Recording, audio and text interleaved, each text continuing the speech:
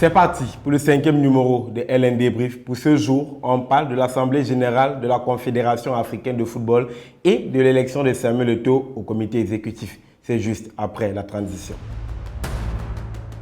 Mesdames et messieurs, une fois de plus, bonjour et bienvenue dans ce 5e numéro de LN Débrief. Le 12 mars 2025 devient une date marquante pour l'histoire du football africain. Lors de la 17e Assemblée générale de la CAF, Samuel Eto'o est devenu le 5e footballeur à être élu au comité exécutif de la CAF et donc le premier à cumuler à la fois le poste de président d'une fédération et de membre du comité exécutif de cette instance continentale. À 44 ans, Samuel Eto'o fils vient de signer le meilleur coup du football africain. La légende camerounaise intègre ici le plus grand conglomérat des décisions de l'avenir du football africain. C'est la concrétisation d'un long processus plein de périples et de batailles juridiques.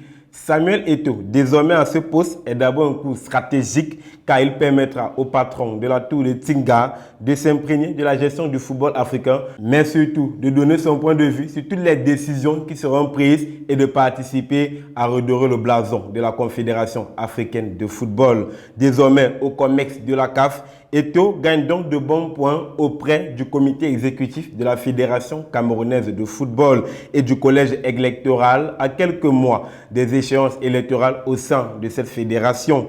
Le fait de remplacer Seydou Bobo Djoya prouve à suffisance que Samuel Eto'o continue de gagner la confiance de ses pairs et ce sont de bons points pour un positionnement très stratégique. Cette position permet de mieux nouer les relations de travail et des accords pour se faire des alliés et des partenaires dans un futur proche.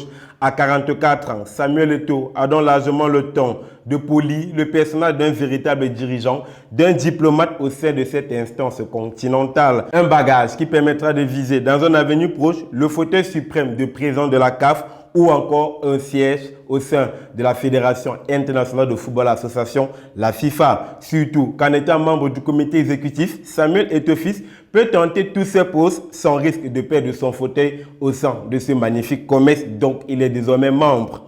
Comme le 21 décembre 2021, cette date du 12 mars 2025 marque donc un nouveau palier franchi par un homme aux grandes ambitions déterminé à rester dans l'histoire du football. Mais jusqu'où ira Samuel Eto'o à cause de son amour pour le football? Restez connectés sur LN Foot pour avoir cet élément, plus d'informations.